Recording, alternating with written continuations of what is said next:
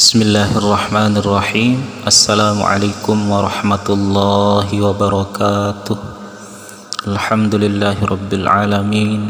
Wassalatu wassalamu ala asyrafil anbiya'i wal mursalin sayyidina wa maulana wa habibina Muhammad sallallahu alaihi wasallam. Rabbi syrah li sadri wa yassir li amri wahlul 'uqdatam min lisani yafqahu qawli, amma ba'du. Para pendengar yang mudah-mudahan dirahmati oleh Allah Subhanahu wa taala, mari kita melanjutkan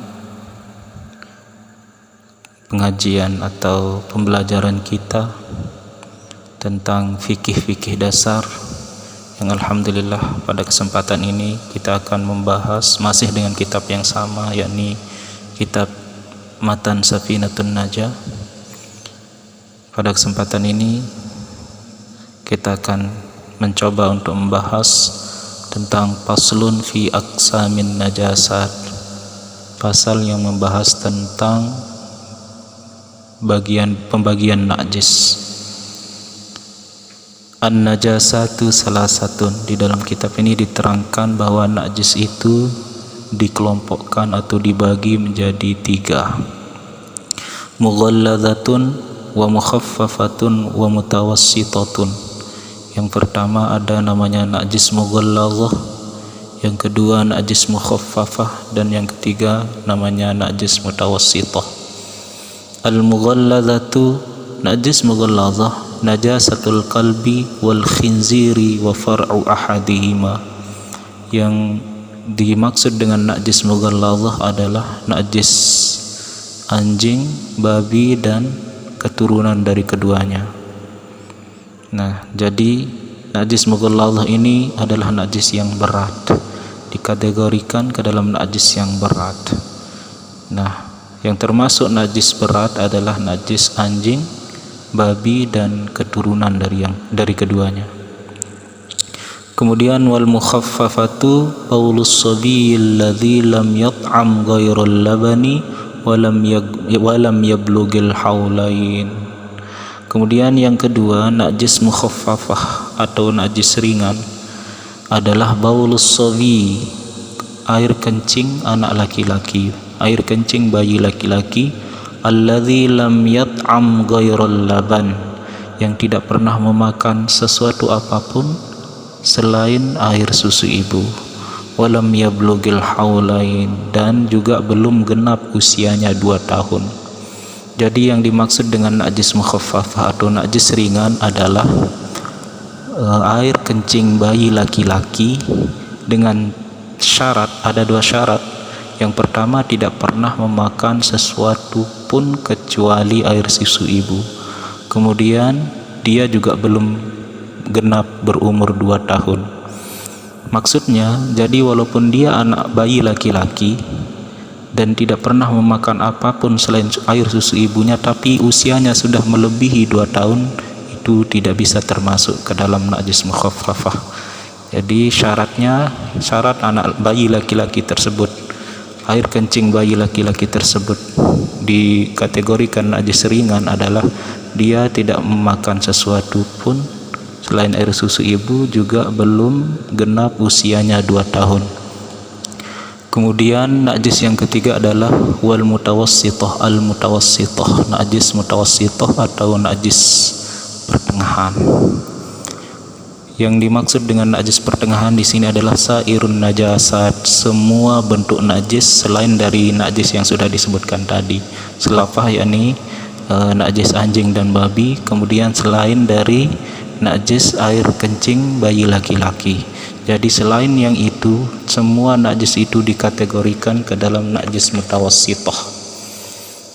Nah, kami ulangi, di sini najis itu dibagi menjadi 3. Ada istilahnya najis mughalladzah atau najis berat, yakni anjing dan babi dan keturunannya. Kemudian najis mukhaffafah atau najis ringan, yakni air kencing bayi laki-laki yang belum memakan sesuatu apapun selain air susu ibu dan juga belum genap berusia 2 tahun. Kemudian yang ketiga namanya najis mutawassithah, yakni semua jenis najis selain dari najis yang dua tadi disebutkan. Kemudian kita lanjut faslun fi izalatin najasah. Di sini fasal yang menjelaskan tentang cara menghilangkan najis. Jadi masih berkaitan dengan tadi, kan najis itu ada 3 macam. Jadi ketiga najis itu beda-beda cara menghilangkannya. Kita lanjut al-mughallazatu tathuru bi sab'i ghusalatin ba'da izalati ainiha ihdahunna biturabin. Nah, pertama di sini akan dijelaskan tentang cara menghilangkan najis mughallazah atau najis berat. Dijelaskan tathuru bi sab'i ghusalatin. Najis mughallazah itu bisa suci dengan 7 kali basuhan ba'da izalati ainiha, dengan catatan setelah menghilangkan zat najis tersebut, ain najisnya atau bendanya, setelah menghilangkan najis tersebut, menghilangkan bendanya, menghilangkan zatnya. Ihdahunna biturabin, yang dari 7 basuhan tersebut salah satunya itu harus dicampur dengan turab atau tanah, harus dicampur dengan tanah. Jadi najis mughallazah itu bisa suci dengan 7 kali basuhan, dengan catatan najisnya itu dihilangkan dulu, bentuknya dihilangkan dulu, baru dibasuh 7 kali basuhan, yang salah satu dari basuhannya tersebut dicampur dengan tanah. Boleh pada basuhan yang pertama dicampurkan dengan tanah, atau basuhan yang keberapa boleh saja. Nah, itu tadi cara kita menghilangkan najis mughallazah atau najis berat. Kemudian wal mukhaffafatu tathuru bi rasyil ma'i 'alaiha ma'al ghalabati wa izalati 'ainiha. Kemudian akan dijelaskan tentang cara menghilangkan najis mukhaffafah atau najis ringan. Cara membersihkan atau menyucikan najis mukhaffafah. Tathuru bi rasyil ma, itu najis mukhaffafah bisa suci dengan memercikkan air padanya. Bi rasyil ma'i 'alaiha, dengan memercikkan air padanya. Ma'al ghalabati, dengan catatan harus merata percikan tersebut. Wa izalati ainiha, dan juga dengan catatan ain atau zat najisnya itu dihilangkan dulu. Misalnya seperti contohnya tadi, yang termasuk najis mukhaffafah adalah air kencing bayi laki-laki itu. Jadi najisnya harus dihilangkan dulu, baru bisa suci dengan hanya cukup memercikkan air padanya. Kemudian wal mutawassitatu, selanjutnya cara menghilangkan najis mutawassithah atau najis sedang. Al-mutawassitatu tanqasimu ila qismain. Sebelum dijelaskan tentang cara menyucikan najis mutawassithah, di sini dijelaskan bahwa najis mutawassithah itu tanqasimu ila qismain, dibagi menjadi 2 macam. Yang pertama ainiyah, ada istilahnya najis ainiyah, kemudian wa hukmiyah, ada najis hukmiyah. Jadi najis mutawassithah itu dibagi 2, ada namanya najis ainiyah dan ada namanya najis hukmiyah. Nah, di sini nanti beda-beda cara membersihkan najis mutawassithah yang jenis ainiyah dan najis mutawassithah yang jenis hukmiyah. Di sini apa definisi dari najis ainiyah? Wal ainiyatu allati laha launun wa rihun wa ta'mun. Yang dinamakan dengan najis ainiyah adalah najis yang memiliki warna atau rupa, warihun juga memiliki bau, wa ta'mun juga memiliki rasa.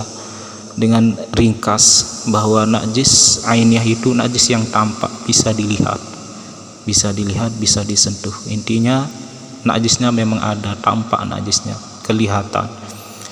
Bagaimana caranya membersihkannya kalau najis mutawassithah yang jenisnya ainiyah? Fala budda min izalati launiha wa rihiha wa ta'miha. Nah, kalau mau membersihkan najis ainiyah, caranya adalah harus kita menghilangkan rupanya atau warnanya, wa rihaha wa ta'miha, kemudian menghilangkan baunya, juga menghilangkan rasanya. Jadi dihilangkan dulu rupanya, dihilangkan sehingga hilang baunya. Nanti kalau sudah dihilangkan zatnya, baru kita bersihkan dengan air. Kemudian wal hukmiyatu allati la launa wala riha wala ta'ma laha, yang dinamakan dengan najis hukmiyah adalah najis yang tidak punya warna, tidak punya rupa, wala riha, tidak punya bau, wala ta'ma laha, tidak punya rasa. Intinya najisnya tidak kelihatan, tapi najisnya masih ada di situ. Dia tidak kelihatan mungkin karena sudah dilap tapi belum disiram dengan air. Nah, jadi kalau misalnya ada najis ainiyah, ada najis yang tampak, kemudian dihilangkan zatnya, itu memang hilang zat atau benda dari najis tersebut, akan tetapi najisnya masih ada di sana tapi tidak kelihatan, dan itulah yang dinamakan dengan najis hukmiyah. Kemudian cara membersihkan najis hukmiyah adalah yakfika jaryul ma'i 'alaiha, cukup dengan menyiramkan air atau mengalirkan air padanya.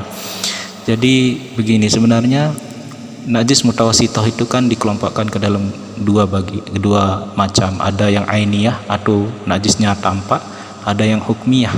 Nah, kalau najisnya ainiyah, hilangkan zatnya dulu, hilangkan benda najisnya dulu, baru disiram dengan air. Kalau najisnya sudah hukmiyah, sudah tidak kelihatan karena zatnya sudah hilang dari situ, tapi najisnya masih ada, najisnya tidak kelihatan, itu namanya najis hukmiyah. Dan cara membersihkannya langsung menyiramkannya dengan air. Nah, kesimpulan dari pembahasan kita pada kesempatan kali ini adalah bahwa najis itu ada 3 macam. Ada najis berat atau najis mughallazah, najis ringan atau najis mukhaffafah, dan najis pertengahan atau najis mutawassithah. Kemudian cara membersihkan najis mughallazah adalah dengan membasuhnya dengan 7 kali basuhan, yang salah satunya itu harus dicampur dengan tanah, dengan catatan setelah menghilangkan benda najisnya. Kemudian cara membersihkan najis mukhaffafah adalah cukup dengan memercikkan air padanya dengan merata, dengan catatan setelah menghilangkan ain atau zat najisnya atau bentuk najisnya, benda najisnya. Kemudian najis mutawassithah dibagi 2, ada najis ainiyah dan hukmiyah. Najis ainiyah itu adalah najis yang kelihatan, yang tampak benda najisnya masih ada. Cara membersihkannya, hilangkan dulu zat najisnya baru disiram dengan air. Adapun najis hukmiyah adalah yang tidak tampak, zat najisnya atau benda najisnya sudah enggak ada tapi najisnya masih ada di situ, tidak kelihatan. Nah, cara membersihkannya adalah dengan langsung menyiramkannya dengan air. Baiklah para pendengar yang mudah-mudahan dirahmati oleh Allah, demikianlah pembahasan kita untuk kali ini. Mudah-mudahan ada manfaatnya untuk kita semua, dan semoga Allah selalu memberikan taufik, hidayah, inayah, ma'unah dan maghfirahnya kepada kita semua. Dan mudah-mudahan apa yang kita kerjakan diridhoi oleh Allah SWT. Allah selalu melindungi kita dari perbuatan-perbuatan yang bisa menjerumuskan kita ke dalam kemurkaan Allah SWT. Demikianlah kami akhiri saja. Wallahul muwaffiq wal hadi ila sabilir rasyad. Assalamualaikum warahmatullahi wabarakatuh.